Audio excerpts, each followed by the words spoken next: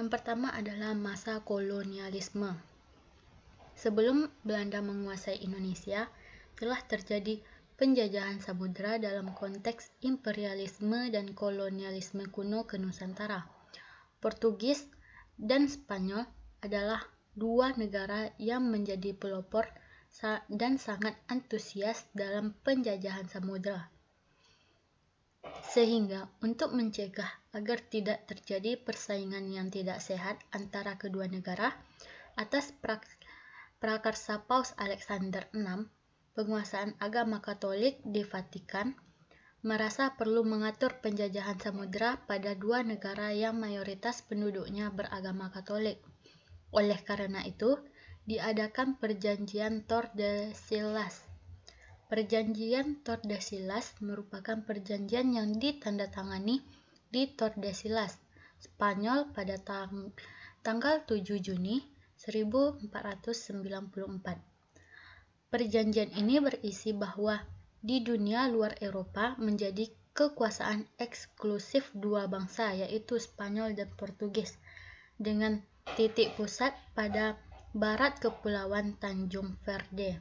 Hasil perjanjian Tordesillas tersebut adalah yang pertama untuk wilayah sebelah timur dimiliki oleh Portugis, dan yang kedua ialah sebelah barat oleh Spanyol. Perjanjian tersebut disahkan Spanyol pada tanggal 2 Juli 1494, sedangkan Portugis baru mesahkan pada tanggal 5 September 1494. Masalah kemudian muncul ketika dua negara yang melakukan pelayaran tersebut bertemu di Maluku. Dalam konflik tersebut, Portugis bersekutu dengan kerajaan Ternate melawan Spanyol yang bersekutu dengan kerajaan Tidore. Keadaan ini menyebabkan dilakukannya pembaharuan terhadap Perjanjian Tordesillas dengan perjanjian baru, yakni Perjanjian Saragossa. Perjanjian Saragossa yang diadakan pada tanggal 22 April 1529 yang berisi tentang yang pertama, Spanyol harus meninggalkan Maluku dan memutuskan kegiatan di Filipina. Dan yang kedua ialah Portugis harus melakukan aktivitas perdagangan di Maluku. Faktor yang menyebabkan bangsa Eropa melakukan penjajahan samudera hingga ke Nusantara. Yang pertama ialah mencari tempat penghasilan rempah-rempah, spices land. Yang kedua ialah dorongan gold, kekayaan, glory, kejayaan, dan gospel, penyebaran agama. Yang ketiga ialah kemajuan teknologi maritim seperti penemuan kompas, teleskop, peta dunia, dan kapal uap. Yang keempat adalah membuktikan teori Copernicus yang menyatakan bahwa bumi itu bulat. Dan yang terakhir adalah jatuhnya kota Konstantinopel pada tahun 1453 ke tangan Turki Utsmani yang menyebabkan ditutupnya pelabuhan tersebut bagi pelayaran bangsa Barat.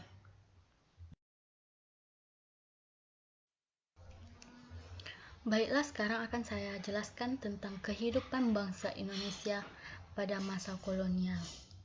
Meskipun telah berkembang sebelum penjajahan, perkebunan di Indonesia mengalami kemajuan yang cukup signifikan. Adanya penambahan jumlah lahan untuk mengembangkan berbagai tanaman ekspor. Pemerintah kolonial juga melibatkan perusahaan asing untuk berinvestasi di Indonesia. Hutan dibuka untuk pembukaan lahan perkebunan. Nah, yang namanya pembukaan lahan pasti harus diatur oleh manusia dong. Gak mungkin hutan ditebas, dijadikan lahan pertanian, lalu gak ada kehidupan di sekitar sana. Gara-gara kolonial yang berfokus pada hal ini, mau gak mau penduduk kita jadi tersebar. Salah Salah satunya karena adanya perjanjian politik etis yang memberikan 3 keuntungan, yaitu yang pertama irigasi, yang kedua transmigrasi, dan yang ketiga edukasi. Hutan-hutan di Sumatera Selatan misalnya dibabat dan diubah kegunaannya.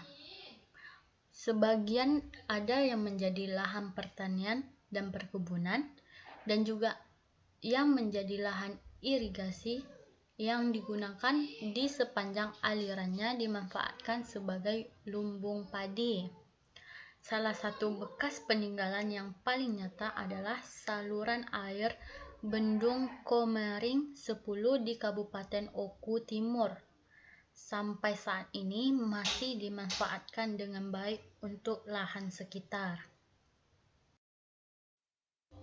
Selain concern terhadap perkebunan yang tinggi, kolonial juga membangun berbagai infrastruktur seperti jalan raya, rel kereta api, dan telepon.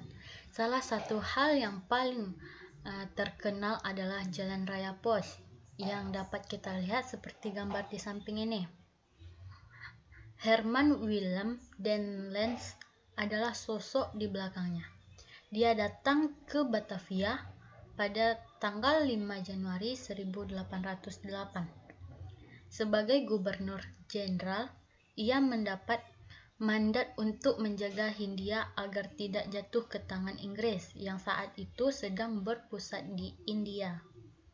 Demi menjalankan misinya tersebut, ia memutuskan untuk membuka jalan dari Anyer, Banten, sampai Penarukan, Situbondo, Jawa Timur, yaitu jalan yang panjangnya lebih dari 1000 km.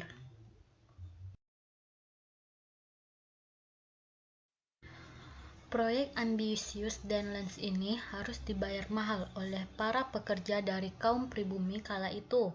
Kaum pribumi dalam artikel sejarah jalur dan Lens, semacam jalan tol di era Hindia Belanda, dikatakan dipekerjakan secara paksa tanpa diberi upah.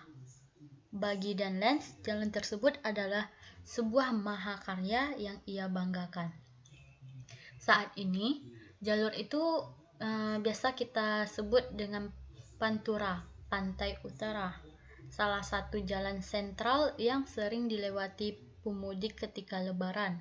Walaupun begitu, dalam keuntungan kolonial dari kerja paksa 201, Jan Bremen mengatakan kalau proyek jalan ini menelan belasan ribu korban jiwa. Masa penjajahan kolonial juga merupakan masa di mana kita pertama kali menggunakan uang sebagai alat pembayaran tenaga kerja. Tapi, ya dari segi strata sosial, rakyat kita jelas kalah jauh dibandingkan kaum kolonial yang datang.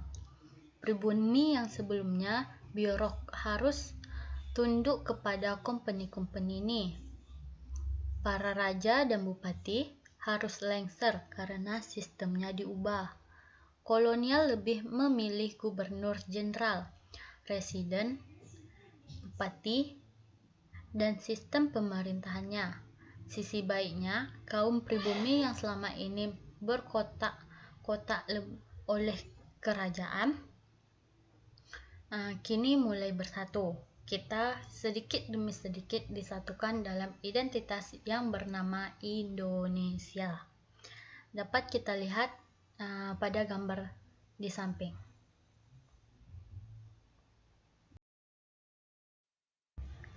Baiklah, sekian yang dapat saya sampaikan.